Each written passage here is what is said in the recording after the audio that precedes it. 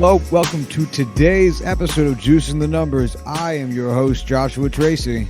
And I am Corwin Heller. And today we will be talking about the Pittsburgh Steelers. So this is going to be a Corwin heavy episode. So Corwin, why don't you run us through it? Man, I just have been looking forward to doing a Steelers-centric episode since we started this thing. And this couldn't be getting done on a worse note. So, go me. Go Steelers. Fucking end me.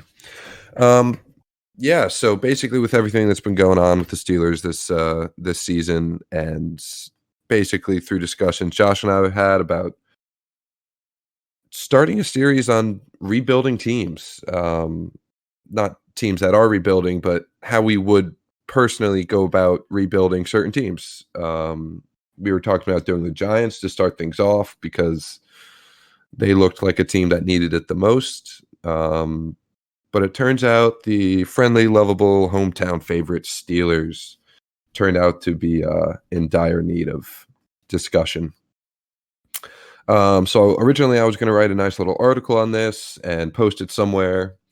And then I kind of realized I don't really have anywhere to do that because we have our website. It's more podcast focused and not, NFL focused, not article based at all. I know Red Pod Option just put out their website. I think it's called CFB Focus. Yeah. But this is not about college football. Yeah, shout out to them. I felt like unlike whoever I mentioned on the last episode about not giving free advertisements, I feel like they deserve it. So go check out their site. But yeah, getting back to the point, I figured we would just go over some notes, some outlines of what I wanted to put in it, and just see how it goes. Little prototype episode for you. All right. So where would you like to start, Josh? We got some Big Ben news. We got Mason Rudolph. We got some future stuff. I'll let you pick. So if the idea behind this is that we need to rebuild the Steelers, I'm assuming that we're going to start with what has been the Steelers' weakest point over the last few years, which is the defense. Yes. The defense does kind of suck. But man, we have just so many great key players on the defense that you would look at and say the sum of the parts are what's the saying? What's the idiom I'm thinking of? Greater than the sum of the parts? The whole is greater than the sum of the parts. Yeah, okay. So in this case, the whole is very much worse than the sum of its parts. And I don't know why completely. I have some ideas that I'll get into. But there's just so many players at each position that you look at it and it's like, this should be a good team. This should be a good unit. They're not going to be elite by any means without a couple more elite level players. But at the same time, they shouldn't be this bad. They shouldn't be giving up 450 yards to the 49ers. They shouldn't be absolutely burnt at every angle by the Patriots. There's so much going on there that it's just not working. But if you look at it, guys like Cam Hayward and Stephon Tuitt, cornerstones on that defensive line. TJ Watt is a budding superstar. Devin Bush, genuine rookie of the year candidate, still just absolutely killing it, has been playing just exceptionally well this season. Guys like Joe Hayden, just consensus all-pro for so long, over so many years. Underrated contributors like Mike Hilton, Steven Nelson. Now we have a guy like Minkah Fitzpatrick on this team, who is also a budding superstar. And it's just not working. There was a really nice article on The Athletic about why Keith Butler, the Steelers defensive coordinator, isn't able to get the most out of this defense, and he focused on the vast complexities of the defense itself. Basically, there's so many different, I'll say, formations that they use, whether it's the base defense, nickel, dime, big dime, quarter, big quarter, and then you have dollar defense, which is basically just 11 cornerbacks and defensive backs on the field. It's a weird thing. But basically the point of it all is to have a formation, have a grouping that will match anything an offense puts on the field against them. And in theory, that's really great. But in practice, in the middle of a game, teams, running up to the line, trying to get a quick snap off before the defense is set, it's too complex. There's a lot of communication that needs to happen to have everyone be on the same page. And that has been one of the biggest issues for the Steelers dating back, 3 or 4 years. They're just not able to communicate well, and they're not prepared. There's coverage breakdowns at least 4 or 5 times a game, which is ridiculous. Having inside linebackers covering, slot receivers or outside receivers, whatever it may be. And it just doesn't work well. It doesn't mesh. There's just too many problems. If you go on to my Twitter and look at the likes from, I don't know, any Sunday, or there was a couple today, you'll just see clips of just the absolute boneheaded breakdowns. There was one today, Mark Barron basically just jogging around the field, not covering anybody, just kind of doing his old thing without any real purpose. And I think that's a big change that needs to happen. Either the Steelers need to buckle down and move on from Keith Butler, or basically just own up to the fact that his defense is far too complicated as is, and fix it. Simplify things. Take some things out of the playbook. We don't need 6 or 7 different coverages to run a game against one team. It's too much. And then looking ahead, I guess, you know what? I'll save the free agent and the draft stuff for the end. We'll do all that together. It kind of works in. All right. All right, Corwin, let me throw some numbers at you for a second. Oh God. About your Pittsburgh Steelers. All right. Do I want to hear these numbers? Are these good numbers or bad numbers? Well, that's what I want to hear your opinion on. Okay. It's certainly going to end on a sour note, but I still want to hear your opinion. Okay. So 2015, Pittsburgh Steelers, their defensive rank out of 32 teams in the NFL. For points, they ranked 11th. And for yards, they ranked 21st. So kind of a mixed bag.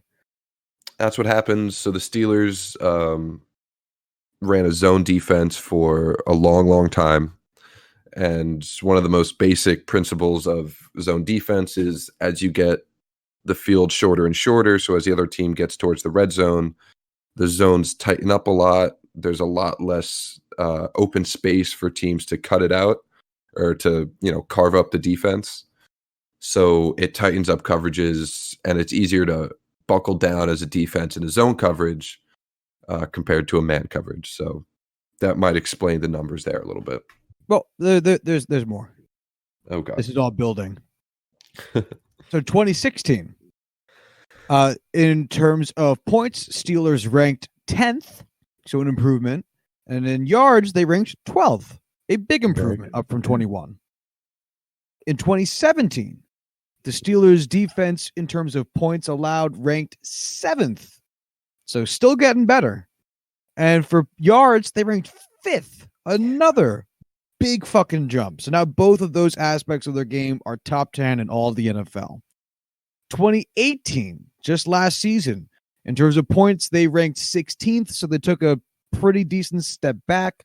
But in yards, they ranked 6th, so seemingly managed to hang on a little bit there, right? So those so far so relatively so good. Like it's a big step back in terms of points, but we're still looking at a pretty decent unit. 2019, I know it's only been 3 games, but in terms of points, they are ranked 28th, and in terms of yards, they are ranked 29th. Yeah, it's really bad. Like really, really bad. So what changed? Because ostensibly, I know again, exactly outside of what that changed. one season, that last season for the points category, outside of that 1 year, Steelers defense was actually trending in the right direction. Absolutely. It's been incredible how far they've fallen, and I know exactly what it is. December 4th, 2017, we played the Bengals, and that was the game Brian Shazier was paralyzed. And ever Mm. since then, the defense has been lost. He was basically like a coach on the field for us, so the communication issues that we've had, he was kind of there to bring everybody together, to communicate those things, and he did a tremendous job of doing that. And just what he was able to do on the field with his range, his speed, just the pure athleticism, and his leadership itself was unmatched on that defense. And I mean, you can see it right there. 2018, 2019, it's a tale of two tapes, a tale of two cities, two defenses. I'm fucking killing the idioms today. I'm sorry. This is like a total non sequitur, but it's up on Mhm. the page, and I have to ask you because I'm curious. So last year, the Steelers' best player by approximate value, the wins above replacement style stat that Pro Football Reference uses. Um, that's kind of like their version of wins above replacement for baseball. Last year's approximate value leader for the Steelers was Ben Roethlisberger. Mm. What year do you think Ben Roethlisberger led? Sorry, what was the last year before? Jesus Christ! When was the last time you think Big Ben led the team in approximate value? Man, 2017 was a really good year for him. I guess I'd say then. No, the leader in 2017 was Cameron Hayward. Ooh, okay. When was it? 2009. Oh, that's not good. Well, I mean, granted, the players that are here are really good. So in 2016, it was Le'Veon Bell. In 2015, it was Antonio Brown. In 2014, it was Le'Veon Bell. In 2013, it was Antonio Brown. In 2012, it was Marquise Pouncey. In 2011, it was Troy Polamalu. And in 2010, it was James Harrison. All right, So, those are some pretty decent players. All yeah, right. I was going to say, they're like really good names ahead of him. But how fucking interesting is it that, and by the way, those are the only 2 seasons where Big Ben was the main approximate value getter for the Steelers. And they were nearly 10 years apart. Ain't that some shit? That is weird. Hmm. Um, it sucks not having him. I guess we'll non-sec. Well, God, man, I am awful with the idioms today. I guess we'll just move right on to Ben Roethlisberger then. Let's do it. So he had his surgery yesterday. It was season-ending, obviously. A lot of people were basically just guessing around, asking or trying to figure out what exactly the surgery was going to be, what it entailed.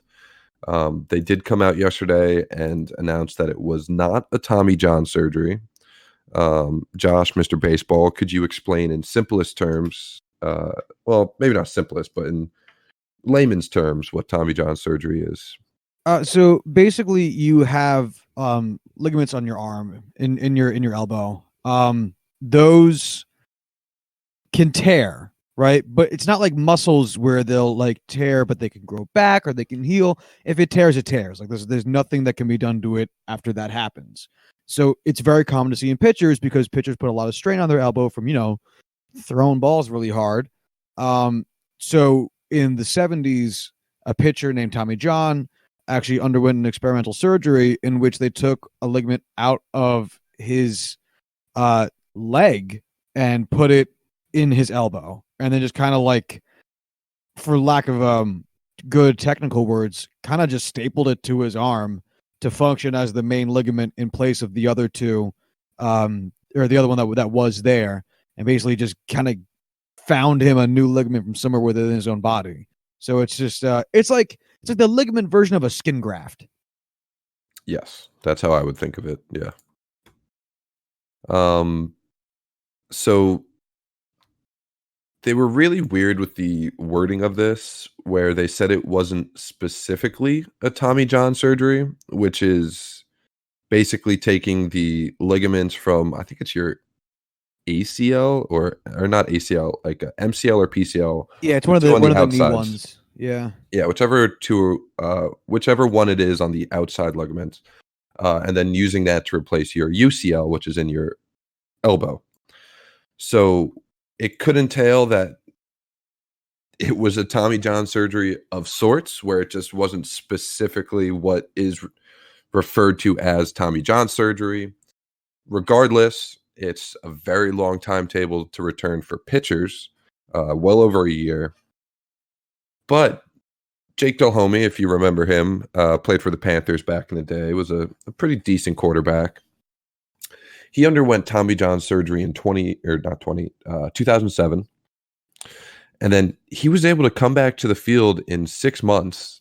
And then the following season played 16 full games, which is, coming from baseball like we are this year, thinking about someone coming back in 6 months from a Tommy John surgery and then playing a full season directly following that without any serious ramp up is pretty spectacular, Yeah, it's all nuts. things considered. Even position players don't wait that short period. Like Didi Gregorius still had to wait Hmm. 10 months, I think. Maybe it was Yeah. 8. It was definitely longer than 6, like for sure. Shohei Ohtani was like 8 or 9 months. And even then, they're only hitting. He's only letting him Right. hit. Like they're not allowing him to throw. They're not basically having him pitch at all, regardless. Jake Delhomme came out when the injury occurred, came out on Twitter, I believe with Chris Mortensen, and was like, hey, like the second I saw him holding his elbow like that, the way he was reacting, the way he was throwing to a T, that's exactly what it looked like when I had this specific issue back in 2006, 2007. And that's what they were predicting that it was. That's kind of how this started to get going. But it's not Tommy John. So the good news is it could be not nearly as bad as a Tommy John surgery. The flip side of that is it could be much worse than a Tommy John surgery. Big Ben has subsequently come out and said that he will be fully ready for the 2020 season. He's fully committed to the team for the 2020 season. Until that time, he says he's ready to be the mentor for Mason Rudolph as he, takes over for Ben, leads this team, really to see if we have him there as the heir apparent to Ben Roethlisberger, which is really nice to see. Last year when he was drafted, Big Ben came out and specifically said the opposite, that he wasn't going to be a mentor. He was a starting quarterback. He was going to focus on that. He wasn't going to try and focus on developing a young player just because they drafted him. The Brett Favre treatment. Pretty much. Worked out great for Brett Favre and Aaron Rodgers. Hopefully it works out the same for Mason Rudolph. Doesn't look that way so far, but we'll go into that. So basically, Big Ben, if he does come back, that's a $21 million cap hit next year. At my notes, right below that, it says, look up further guarantees for money beyond 2020. So way to go, Corwin. Should have probably added a red mark or something there to catch my attention before I started this. But regardless, Big Ben should be back for 2020. And I don't know what that's going to do. I don't know if it's going to magically fix our anemic offense. I don't know if he's going to be able to come back fully and be the same Big Ben that he was. I mean, he's going to be 38 years old next year when he's coming back from this injury. The cards are stacked against him. And I'm not entirely sure how well it's going to pay off for everyone involved. It's not like we can go out and grab a replacement QB in the draft or in free agency next year. Any free agents that we're able to sign is probably not going to be better than an even injured Big Ben. And second round is not exactly the treasure trove of talent for quarterbacks. So there's just a lot of question marks there. But we still have 14 and a half games. Well, 13 and a half games. What the fuck what did I write here? Josh, can you figure it out? 13 and a half. I'm assuming that you I don't got a know. tie in there somewhere. Uh, he played a half of a football game when he got injured. I see Okay. what you're The saying. Steelers have 14 and a half games to figure out if Mason Rudolph is going to be the guy for them moving forward. I apologize. I'm not good with the words. Apparently not writing them either. So they have 14 and a half games. They've got 13 left this season. His first start was not great. The big thing for me is if you look at his passing chart, he had 2 completions that were more than 2 yards past the line of scrimmage, which is scary as shit. Wow. If you go to nextgenstats.nfl.com, if you go to the charts tab, you could see exactly where every ball was placed, where it was caught, every incompletion, touchdown, information that you would ever possibly need for this. It is the ugliest thing ever.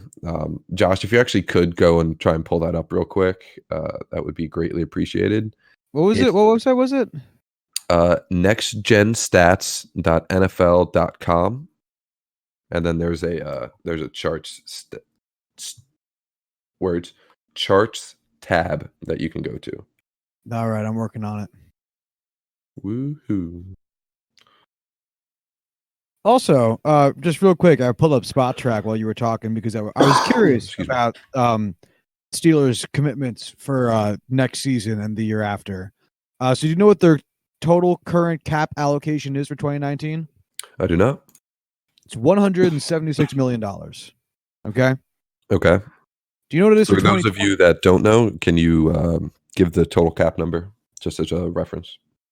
Oh, actually, I'm not quite sure. I remember what it is off. Is it 182? Something like that? Yeah, it's I thought it was like 183, but I can pull it up real quick. I have it right here. Because All right, that's fair just enough. one of those things that I keep fucking We'll say, yeah, 182. 188. Oh, it's okay. That's actually a Yeah, decent it amount jumped higher up than I thought. for All right. 2019.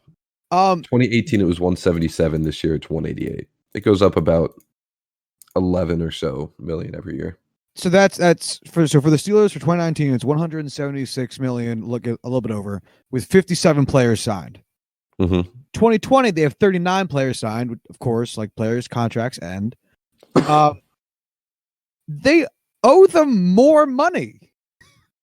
Next year, with only 39 players who are set to be signed, their total cap allocations as of right now is $196 million. That's 20 million more. Oh yeah. If you look at it, they do a lot of interesting things with how they structure the cap. 7 million of it is apparently Big Ben. Yeah, a lot of it is Big Ben because right now he's on our injured reserve, so that gets prorated, taken off the cap, whatever it may be. Next year his cap hit is 33.5 million. So he's making okay, that makes sense. Yeah.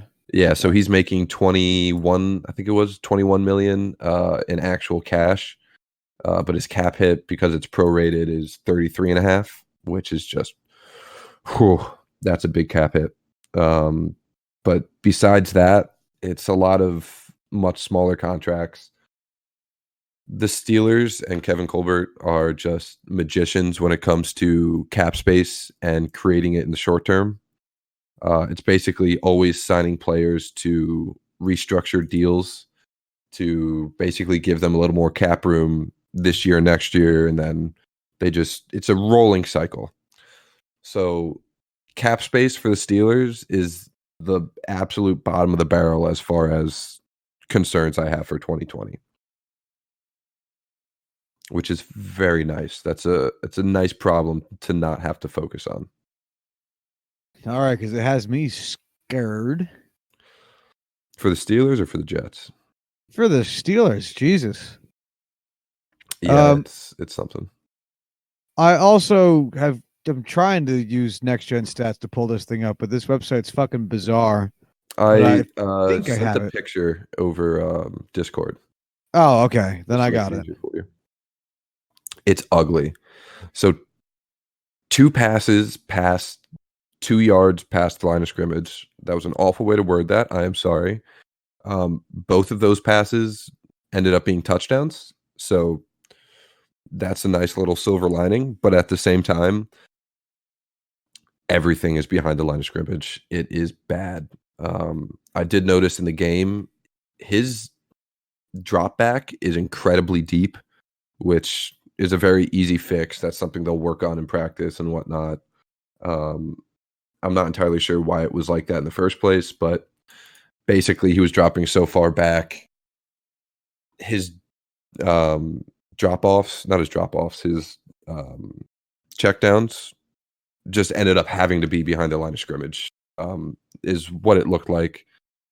It was just ugly all over. He was very inconsistent, showed some really nice touch throws, but just wasn't consistent in any way to really string it all together, get in a rhythm. The Steelers' offense has been anemic. They're facing 8-9 man boxes and can't get anything going anywhere. What's up? Corwin, how are we going to fix the Steelers? Oh, here we go. The draft is really everything. The Steelers have been a little bit more aggressive towards free agents recently. The past 2-3 years, they've signed guys like Mark Barron, Steven Nelson, Morgan Burnett, Vance McDonald, which is new for them. They don't usually go out and sign big name free agents. They don't usually sign anybody. They're usually a very draft focused team, but they've also been a lot more aggressive with using those draft picks. As you could tell, trading up for Devin Bush in the draft this past year, trading next year's first for Minkah Fitzpatrick, which we can go into in a little bit. So they're being a little bit more aggressive. That's helped them in certain places. It's burned them in others. Regardless, they don't have a first-round pick next year. But thankfully, their biggest need right now, in my mind, is now wide receivers, because they just don't have the top-end playmakers to really get things done in that offense. Losing Brown was so big. Juju hasn't been able to step up and be that absolute number one guy the way we hoped he would. Dante Moncrief was a fucking bust. James Washington and Deontay Johnson have been a mixed bag. So we're going to have to go after a wide receiver next year. Thankfully, according to, I believe it was the Draft Network, Trevor Sikkema, I want to say, there are 6 wide receivers in the 2020 draft with first-round grades, which is fucking mind-blowing. There's so much depth there. If the Steelers do end up having a top 10 pick in next year's draft, being able to grab one at the top of the second round would be huge. I mean, these guys are just, it's amazing how deep it is with guys like Jerry Jeudy, T. Higgins, Laviska Shenault, Henry Ruggs, who is just the fastest guy in the NFL as soon as he gets drafted. There's just so much talent. There's going to be a wide receiver 1 or a wide receiver 2 right there at the top of the second round. So the Steelers are very fortunate to have that going for them. I know a lot of people are upset that we don't have that first round pick because, oh no, we're not going to be able to draft a quarterback. At the end of the day, chances are the Steelers were not going to be going and taking a quarterback next year anyway, at least with Ben there. And if he's able to come back and show that he's had anything in the tank for 2020, there's no way they would have gone out and got a quarterback very early, at least in my mind. So it would have been spent on a wide receiver or a defensive back. Getting Minkah Fitzpatrick, who was the number 11 pick last year out of Alabama, you know what? Having him help us this year, bond with the team, grow. I'm very happy with the trade. I think it works out great for the team. If we get burned by it, hindsight's 2020. You have to look at the process and not the results. I'm very happy there with the prospect or with the process. Excuse me. So obviously the acquisition of Minkah Fitzpatrick helps a lot with the secondary, but I don't know anything much about the Steelers' front line and linebacking situation, but Hmm. what's the hope for that? That's edge rushers basically our number two need going into the free agency next year. TJ Watt, budding superstar, like I said. Bud Dupree and Anthony Chickillo on the other side are they just can't get it done. Bud Dupree, a former first round pick out of Kentucky, just never could piece it all together. Not great against the run, not consistent against the pass, just not enough there. That's a big need for the Steelers, being able to get someone a little bit more dynamic in there, like we did with inside linebackers with Devin Bush. We'll see where that goes. I don't know how that's going to be answered in the draft next year, especially with a third round pick probably being the earliest we go to take someone. Not a lot of outside linebackers are available out of free agency. That's just the nature of the game. They're just so valuable that teams usually don't let them go unless you're the Packers and can sign two of them out of nowhere, like they did this year. So there's no easy answer for that. It's a need. We're going to have to address it, What do but you there's nothing think there the immediately. Steelers sack percentage was last year? I actually would say it was pretty decent. I think they were leading the league at one point in sacks. Yeah, they finished third. They 8.4%. Hmm. What do you think it is this year? It's probably abysmal. Well, I can tell you it's definitely not last. And I'll tell you whose it is. Who is in a moment because it's impressive. I'll tell you that. The Steelers are 21st this year at 5.5%. That's just not Any great. any quick guesses as to who's last? I, who would be last? Oh, Broncos. Yeah. Do you They know how don't many have a sacks they second. have? 0. Zero. It's fucking amazing. I was looking into that today. I can't believe it. I like genuinely can't believe it. Um yeah, just blowing my mind. That's fucking bananas. Bananas. Where do you think for scoring percentage of drives ending in an offensive score? Obviously, you want this to be a low number. Where do you think the Steelers ranked last year? For what metric? Scoring percent defense. Probably top 15. Top 10, they finished number 8, Very cool. 33.7% of their opponent's offensive drives ended in a score. Where do you think that ranks this year? Oh, probably bottom 10 for sure. 23rd, Yeah, it's 41.7%. You it's know ugly. who leads the league in this right now? I don't The New England Patriots. So, really. Of course Bills they. are in second. Why am I surprised? I know, right? The Bills are in second with 16.7%. And the Patriots are in first with 2.7. Oof. Now, granted, that's probably because they played the Dolphins and the Jets back to back weeks. And the Steelers kind of shit the bed when they played them. But full credit to the Pats on that one. But the Jets and the Dolphins are not exactly offensive powerhouses this year, so probably helped out a little bit by those combined 13 points. Yeah, no kidding. All right. So I guess cornerback and safety are the last two positions we can talk about. I just want to say for edge, I know I just said that there was no real option right here, right now. Dante Fowler's an unrestricted free agent after this season as a 3-4 outside linebacker. That could be a nice get. But moving on to cornerback, Steven Nelson has been nice. Mike Hilton has always been nice, but he's having a down year. But Joe Hayden's 31, 32. He's getting up there. Artie Burns has been just a tremendous bust.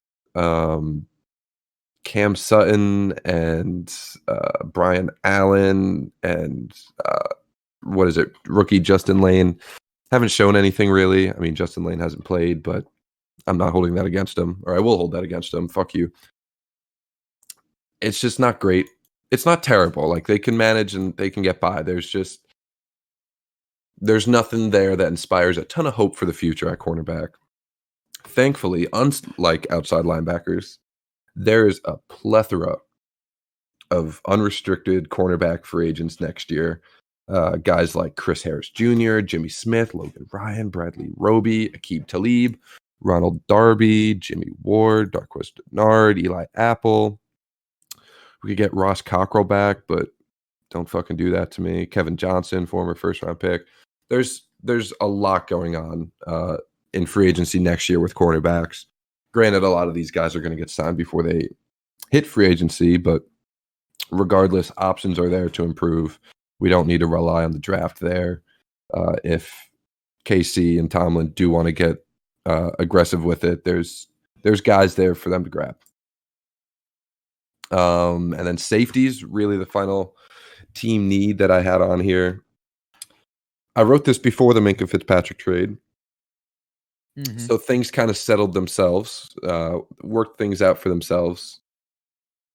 Sean Davis, who was our starting safety, we don't have free and strong safety. It's just safety 1, safety 2 kind of deal. He's likely not going to get re-signed after this year. Minkah's probably going to be the guy there with Terrell Edmunds for the foreseeable future, even though Edmunds is just the worst. I don't like him, in case you couldn't pick up on that. So safety, it's probably not going to be a focus for the Steelers in any capacity for any time period while these guys are on their current deals. So thankfully, one of these needs has already been crossed off. All right, so that's what I got for team needs. The only real thing I have left to cover is Mike Tomlin. Ooh, a hot button discussion topic. That's why I put it on here. A lot of people were talking a lot of shit about Mike Tomlin the past real season or two, just being unable to control the locker room with all the media attention that Antonio Brown and Le'Veon Bell brought. Just there was a lot of conflict. Excuse me. There was a lot going on in the media and the news. And people blamed Mike Tomlin for basically not being able to control the locker room, not being able to control his players, letting guys do whatever the fuck they wanted, roam free, say whatever they wanted, start fights with Ben being a quote-unquote owner and allowing that to happen. Whatever it was a lot of noise. And I just want to say, I stood by Tomlin. I've had my doubts about him because of these things, but since Antonio Brown has left the building and gone off a fucking deep end, as we've talked about very much in depth over the past couple weeks, I would just like to give a lot of credit to Mike Tomlin for keeping these guys not caged up, but contained compared to what they were like once they got released into the wild. So I just want to give him a nice little round of applause. Mike Tomlin, there was a lot of doubters. I think you did enough to prove them wrong just by keeping the team together and focused through all this. You can say they haven't been because they're 0-3, but fucking whatever. I don't know. I still have mixed feelings, and they tend to be relatively negative because my experience now as a Le'Veon Bell supporter, as he now plays for, he wears the jersey that I like to wear. Seems like a pretty reasonable, like low, like down to earth dude. I actually kind of like really. His Steelers tenure seemed a lot more tumultuous than his present Jets tenure does, and I think part of that was because the reason I got that perception was from the Steelers' offensive linemen who were just giving him a world of shit that made it to the media, and that I think reflects really poorly on Tomlin.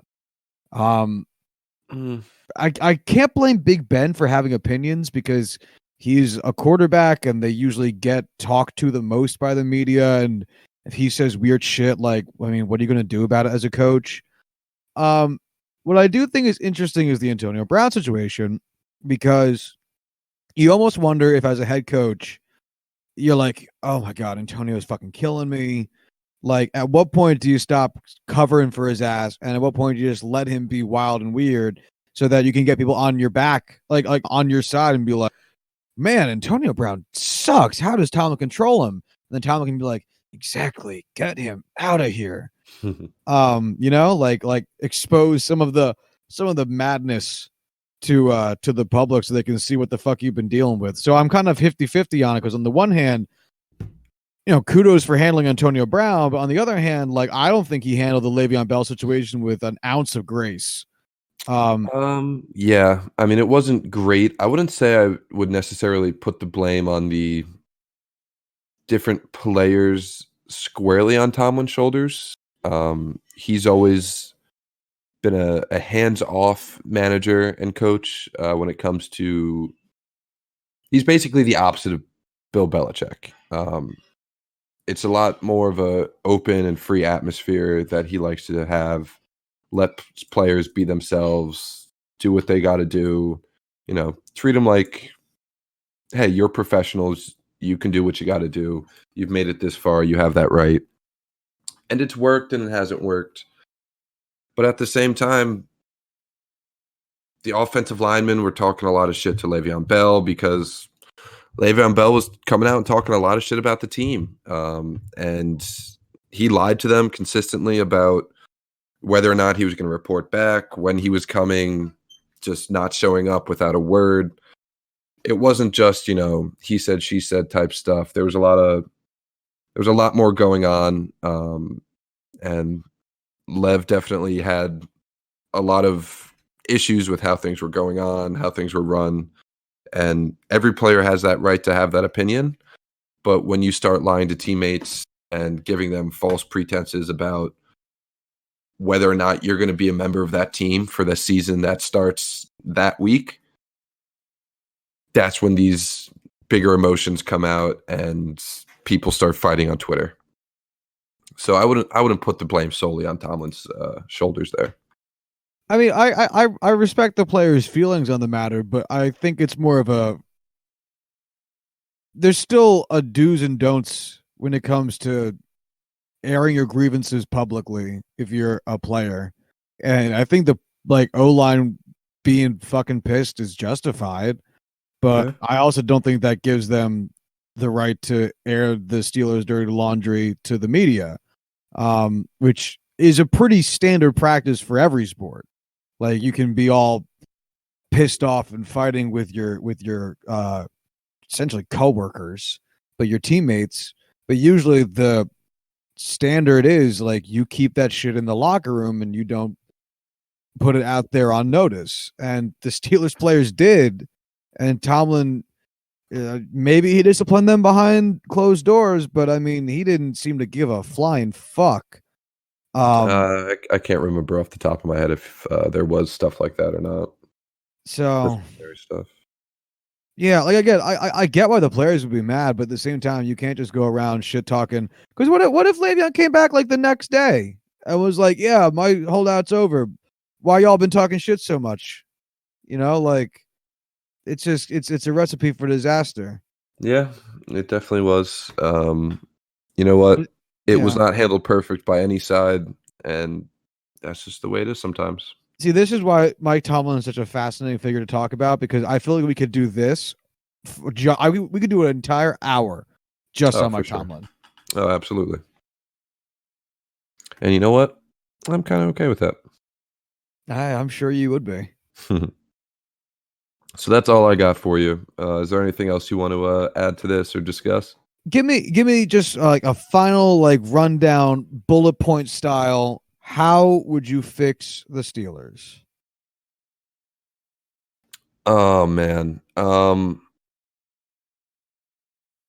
would I fix the Steelers? I would definitely take a wide receiver in round 2 next year. I would try and take the top cornerback or edge rusher in round 3, and then just follow the draft wherever it takes you. I would hold off on drafting another quarterback until 2021 if you need to. I mean, Trevor Lawrence is coming out then. There's a lot of other good young quarterbacks coming through college football right now that'll be coming out in 2021. If Ben's not great next year, you know what? Maybe it is time to buckle down, trade up in the draft, get yourself a nice young quarterback, and Start right where we were in 2005. Well, I guess it's different. We had a never mind. Not where we started in 2005, but start the reloading process. Not rebuilding, reloading. I got you. Then, yeah, I think that's all the questions I've got for you at this moment. I love that that's how we usually end our podcast every episode. It's like, yeah, all right. We got nothing else to say, so later.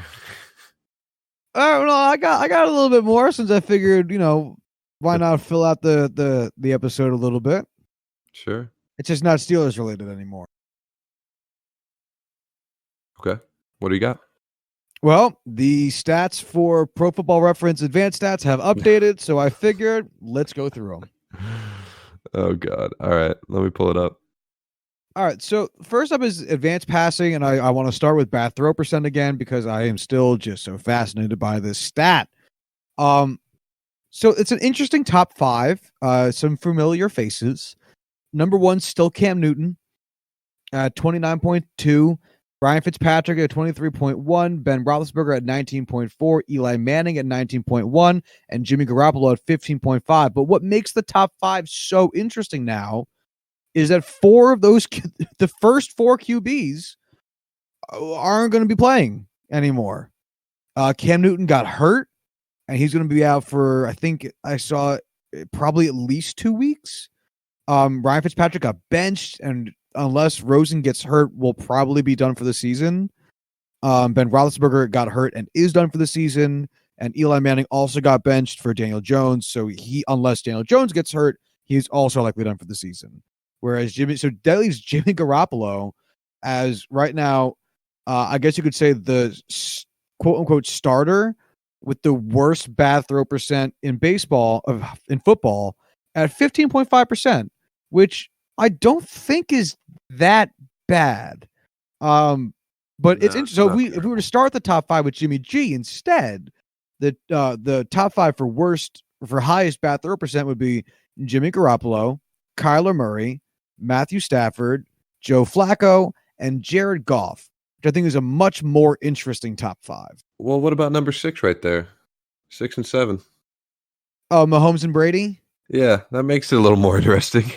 Yeah, I didn't even read that far down. So yeah, that's pretty wild. That goes to show, I mean, like Mahomes and Brady are both at 13.2. So Jimmy Garoppolo at 15.5. It's not a crazy number. Yeah, that's what I was saying. I 15% of your throws being off mark, especially as you mentioned last time I brought the stat up, where like some of those are going to be, you got rushed, no one was open, you're going to throw the ball away. Yeah, that doesn't really seem that bad at all. Just over, in the grand scheme of things, just over 10% of your throws are out of range of a wide receiver. Like that sounds totally fine. So I just noticed something that you might have wanted to go into a little bit after that. What's up?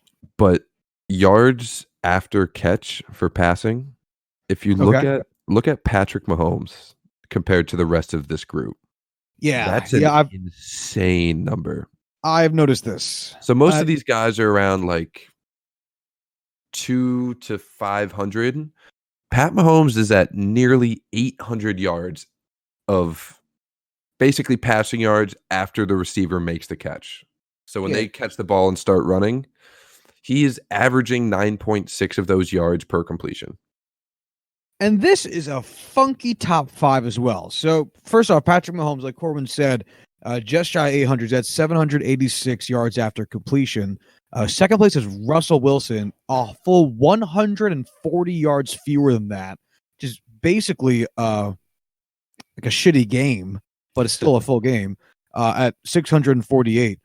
So the top five here is Patrick Mahomes, Russell Wilson, Andy Dalton, Case Keenum, and Phillip Rivers. So the reason I think that's such a fucking weird top five is that those first two quarterbacks are great. Those second two quarterbacks are garbage. And then the fifth quarterback is, like reliably a good quarterback. Yeah. I mean, after that, it's Phillip Rivers, Matt Ryan, Jimmy G. They're good quarterbacks. So I don't quite know what to make of that. s- I think it's just one of those stats where it's at this point in the season, it's a little bit of random, and I think it has a lot to do with the receivers you have. So Pat Mahomes has Demarcus Robinson, Sammy Watkins, Mecole Hardman, all speedsters. Russell Wilson's top target is speedsters Tyler Lockett and DK Metcalf. Both of them are serious downhill threats. Andy Dalton has John Ross tearing up the league with his speed and has been going off in these long catches. Phillip Rivers, Keenan Allen, and Matt Ryan's got Julio Jones. So I think it has a lot more to do with the receivers you have than the quarterbacks themselves. yeah, I was going to say maybe it's also a scheme thing. Very Yeah, true. it could be a lot of things. We'll put it that way. It's tough to say whether it's something where, like, you know, positive or negative, or to really make any other implications on it, since it's so disparate in the both quality of team and quality of quarterback that are like all just spread throughout. But it's interesting. The next thing I was going to bring up was QB hits. How many times a quarterback has been struck? And another interesting looking list here. Yeah. So there are 5 quarterbacks in our top 5. But anyway, no, the top 5 quarterbacks all have the same number of hits. They've all been hit the same number of times, 9 through 3 games, which is a decent number, I suppose. Case Keenum, Jameis Winston, Josh Allen, Aaron Rodgers, and Ryan Fitzpatrick, which I think makes sense because all those O-lines are pretty fucking garbage. Plus Aaron Rodgers, who holds the ball for forever. Very true. Yeah, I mean, I feel like this is one of those stats that you're going to need a lot more than 3 weeks for it to stabilize. I mean, well, Ryan Fitzpatrick is on here and he's only started 2 games, so there's definitely a lot of variance here. Yeah, but Larry 9 Tunsil must be having a bad season. He actually is, though. He's not doing great. Yeah, I know. So I want to point something out. Just I was scrolling through this, just kind of peeking around without looking. Okay. How many hits do you think Lamar Jackson has? How many hits does Lamar Jackson take? I'm going to say 2. 0. Hasn't been hit Really? once. Yeah. Oh. I mean, we think of him as, you know, a very, very mobile Pretty weird quarterback. for a running back to not take any hits. Right. As a running back, he also only has 6 scrambles throughout the entire season. That O-line's doing him good. Yeah. I mean, props to him. I'm sure we'll go into him deeper. We probably could do an entire episode on Lamar Jackson and just the turnaround he's already had. But good on him for keeping his eyes up, keeping them downfield, and not just relying on his mobility, which was a big problem last year. I just want to reiterate the step up he has taken as a quarterback is the biggest I've ever seen since I've started watching football. Going from one season to the next, it's amazing. Yeah, it's so impressive. And when it comes to player development stuff, I love eating my words. Unless it's a player I really like, or for a player for a team I really just cannot stand, which is really just the Patriots. I love seeing players get better. It's just more fun. All right, what's next? Nothing too much. I want to look at hurries real quick, and since we just talked about hits, and then I want to move on. The top 5 for hurries is Joe Flacco, Kyler Murray, Mitch Trubisky, Jameis Winston, and Matt Ryan. So one of these names is the same as hits, Jameis Winston. Matt Ryan also is like tied for second, or I mean, I guess tied for 6th in hits with 8, which suggests that those two dudes probably don't avoid the rush very well. I want to see how that looks after the end of the season, or maybe I'll look at it going back to last season to see if you can pin some of these guys as lacking awareness, so put it on the quarterback, or if you can put it on the offensive line, because I think it could possibly go either way. But Joe Flacco's 22 hurries, by far the most, only translated to 5 hits. Kyler Murray's 19 hurries translated to 6. Mitch Trubisky's 18 hurries translated to 6. And I'm not quite sure what to make of it, but I want to find out more. Do you have anything to take away from it? Not really. I think it's a little too early. Yeah, it is.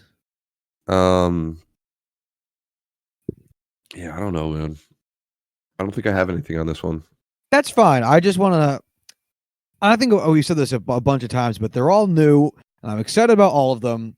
I just don't know how to use them yet, but I'm happy they're there. Yeah, like I guarantee you we will do a full episode with all of these fun numbers towards the end of the season when things kind of stabilize, but we're going to need a little more creativity to come up with what it's going to be. All right, let's go over to advanced rushing. Corwin, pick a stat. Broken tackles. Yeah, I just sorted by this, and it's. I think it's the exact same names as it was last week. Yeah, I would agree with that. Yeah, Le'Veon Bell actually has the exact same number because he didn't break a tackle this past game.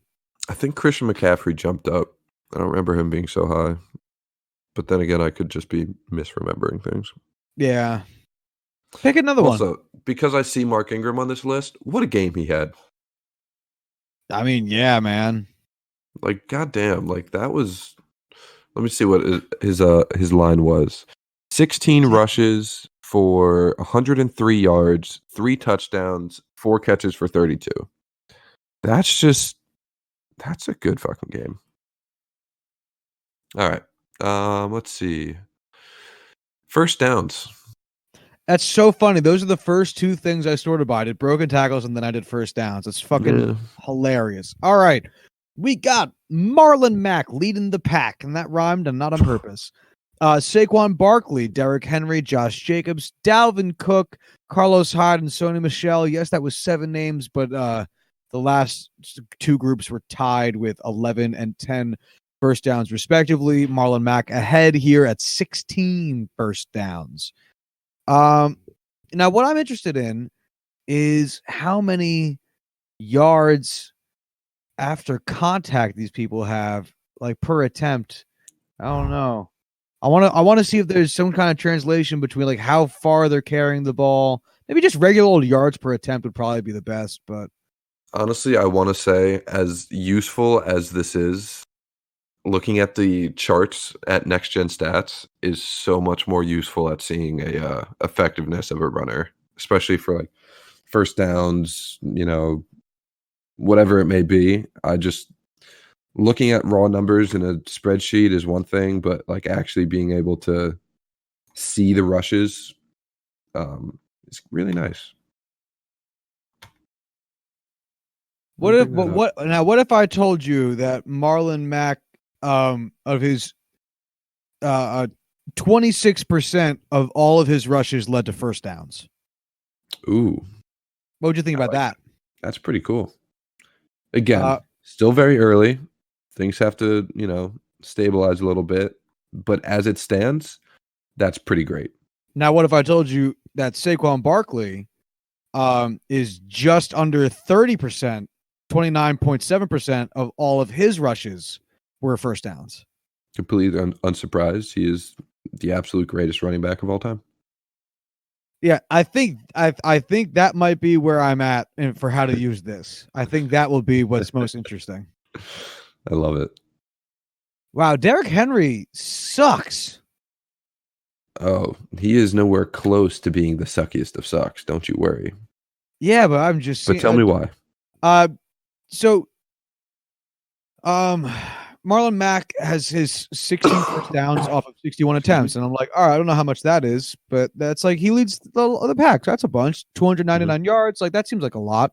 Saquon Barkley has 11 first downs on only 37 attempts. And that seems like really good because it's a lot fewer and 237 yards. And then Derrick Henry is out here 11 first downs. He has 51 rushing attempts for 210 yards for a whopping 1.7 yards before contact and 2.4 yards after contact.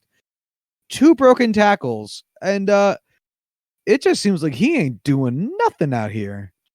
Like, he always seems to have one big run that boosts up his stats. Meanwhile, the rest of the game, he's kind of just doing nothing. yeah, that's really, he rides and dies by that longest rushing stat that we think is useless. So if you want to talk about a running back that really sucks, I'm going to bring you on board to a little friend of mine down in Miami called Kenyon Drake. He has 22 rushing attempts for 69 yards. Oof. He has 2.7 yards before contact and a wonderful 0.4 yards after contact per rush, which is truly abysmal. And he has yet to rush for a first down. So what's funny is I was scrolling down on the list to try to find him, and I came across Ryan Fitzpatrick first. Ryan Fitzpatrick, who has, let's see, how many attempts is that? 2 attempts for 14 yards and 2 first downs. Yeah. Jonnu Smith is directly above Kenyon Drake with 1 first down, and he has a grand total of 1 rush. There are 1, 2, 3, 4, 5, 6. There are 8 players with a single rush with more first down rushes than Kenyon Drake. Matthew Stafford and Deshaun Watson each have 3 first downs. Kirk Cousins, Jacoby Brissett, Josh Allen all have 4. Carson Wentz and Dak Prescott have 5.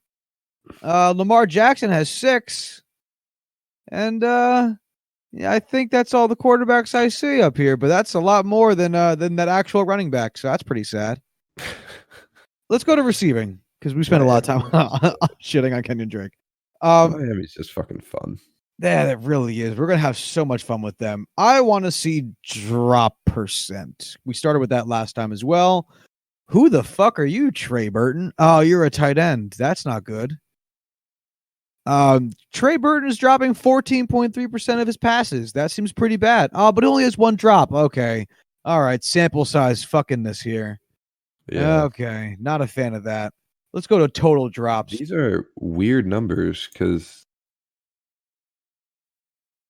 there's not a lot of players on here, it seems like. I thought Dante Moncrief had 6 drops, not 4. Oh well. I don't know. Yeah, regardless. This is a weird list. Yeah. I don't care about drops. This is no fun. Who broke tackles? Yeah. Let's do something meaningless. It's Le'Veon Bell again. Podcast. That's nice. 15 total broken tackles through 5 games, or for 3 games, sorry. That's pretty good. That's pretty cool. 5 of those a game, not bad. Is there anything you want to sort by on this list?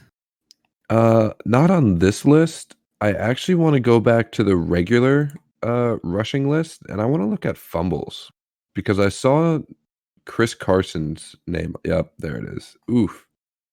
So you don't have to go to this. I'm just going to say that Chris Carson already has lost 3 fumbles. Ooh. Which I thought was a lot until I realized Josh Allen and Kirk Cousins both have 4. And what's crazy is Josh Allen also has, I think, 3 interceptions. Ooh.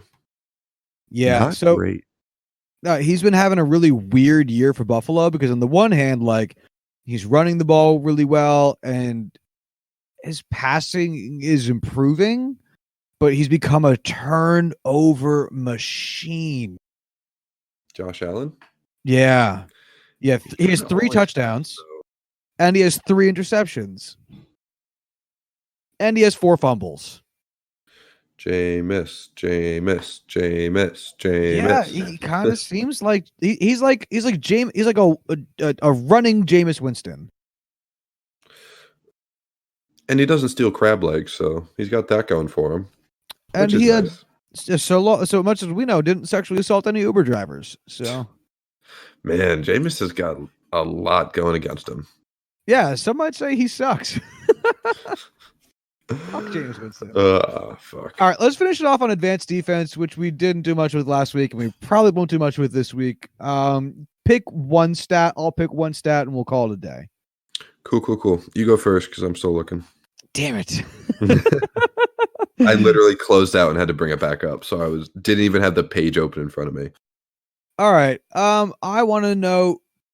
Targeted. I want to know which pass coverage person was targeted the most, and that's not what they're called. But either way, it's Corey Littleton, who has been targeted 23 times. That's a lot for a linebacker. Yeah, that's a whole lot for a linebacker. Plays for the Rams. He's allowed a 69.6 completion percent, a QB rating of 70, 100 yards after the catch, 59 air yards.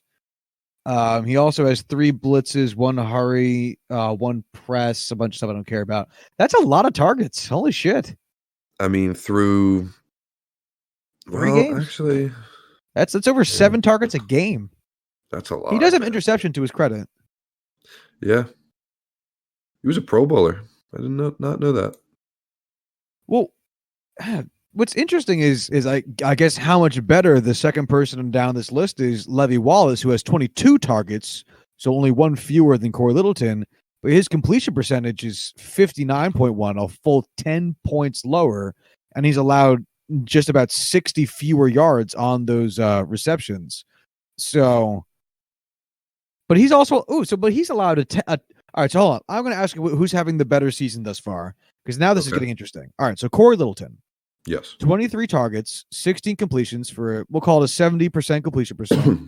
159 yards, no touchdowns, 1 interception, QB rating allowed of 70.7. Okay. Levi Wallace, 22 targets allowed, much lower completion percentage, just under 60%, fewer yards, 100, 1 touchdown, 0 interceptions, and 85.4 QB rating allowed. I would say it's Levi Wallace for sure. Interesting. I mean, granted, part of that comes down to the fact that it's 2 different positions. The touchdown is big for the QB rating, and so is the interception. But, 10% drop in completion percentage, 60 less yards.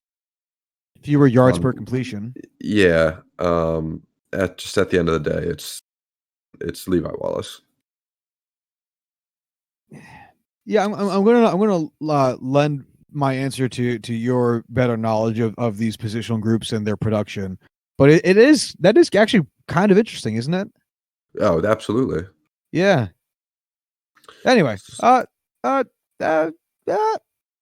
the top 5 just real quick in terms of targets. So it's Corey Littleton, Levi Wallace, Dale Roberts, he sucks. Rashawn Melvin and Anthony Averett.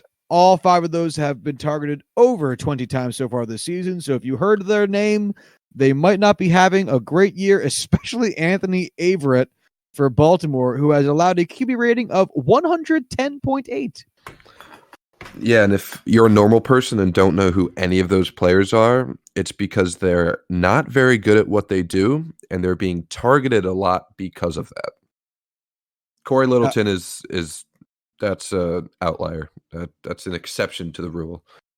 Yeah, he's also the only linebacker until you hit number 24 on this list. I haven't watched more than the red zone view of the Rams this year. Just I've seen them on NFL Red Zone.